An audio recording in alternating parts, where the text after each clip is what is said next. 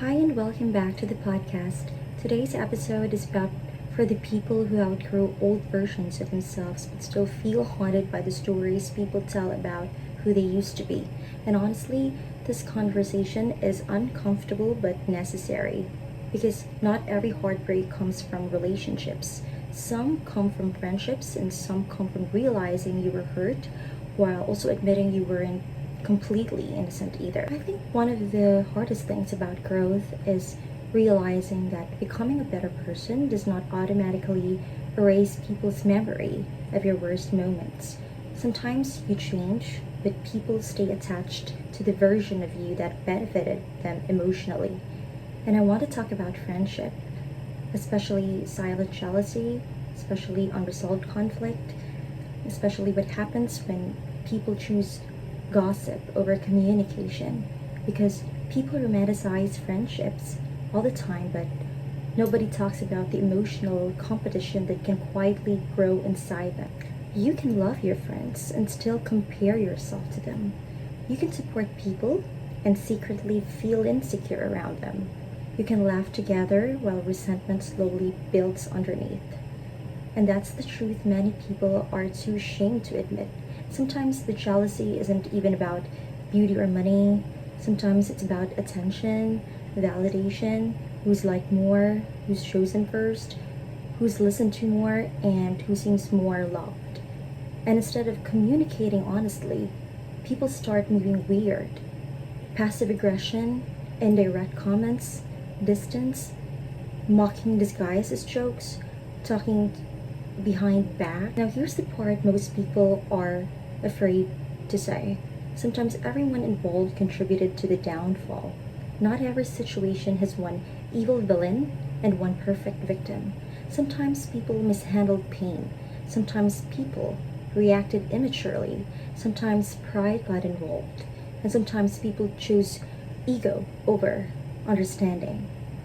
But the problem is, after friendships end, people start building teams instead of healing, instead of letting go, instead of moving on, instead of getting over it. Once one person is removed, the remaining persons often become closer through shared narratives. And unfortunately, sometimes that shared narratives becomes, let's talk about it. Let's talk about her, let's talk about them. Because you start wondering, am I really changing if people still see me this way? Will they ever let the version of me die? Why can't they move on? But growth isn't proven by whether people forgive you. Growth is proven by how you move when nobody updates their opinion of you. That's real maturity. Not performative healing, not fake positivity, not posting quotes while secretly stalking drama. The kind where you stop reacting to every rumor. The kind where you stop defending yourself to people committed to misunderstanding you. The kind where you stop letting old stories interrupt your failure. And honestly, one of the biggest signs of healing when you stop needing revenge or vengeance or craving for it. You stop needing people to suffer the way you suffered. You stop fantasizing about exposing everyone. You stop needing the last word. You just start building, changing, transforming yourself to be a better person, to be greater, building your peace, your goals, your confidence, your future, your identity outside of the conflict. And eventually, something interesting happens. People would notice, not because you announce your growth, but because consistency exposes change naturally. One of the biggest signs of healing is when you stop needing revenge. You stop craving for vengeance. You stop needing people to suffer the way you suffered. You stop fantasizing that exposing everyone. You stop needing the last word. You just start building, improving, growing, building your peace, your goals, your confidence, your ambition, your future, your identity out of the conflict. And eventually, something interesting happens. People would notice, not because you announce your growth, but because consistency exposes change naturally. You become calmer, more private, more emotionally controlled, more intentional, more focused, more disciplined, and suddenly the people still obsessed with old traumas start looking stuck while you keep evolving.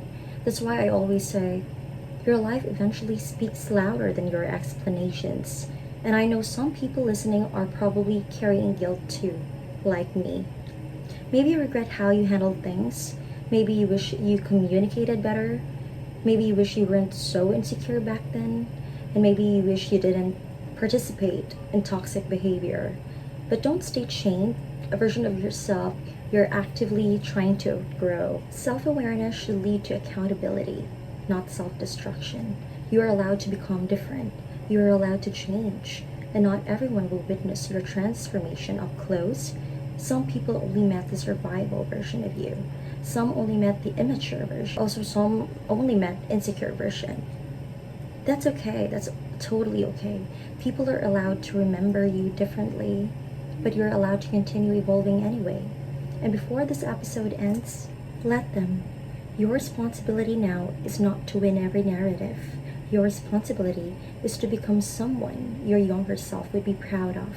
And honestly, that's enough. Let me remind you, try to find the positive in every day. Don't dwell on the negativity. If there's people instilling their fear and insecurities to you, don't listen to them. Thank you for listening to today's episode. If this resonated with you, take it as a reminder that growth is quiet, healing is messy, and becoming better is more important than being understood. See you in the next episode.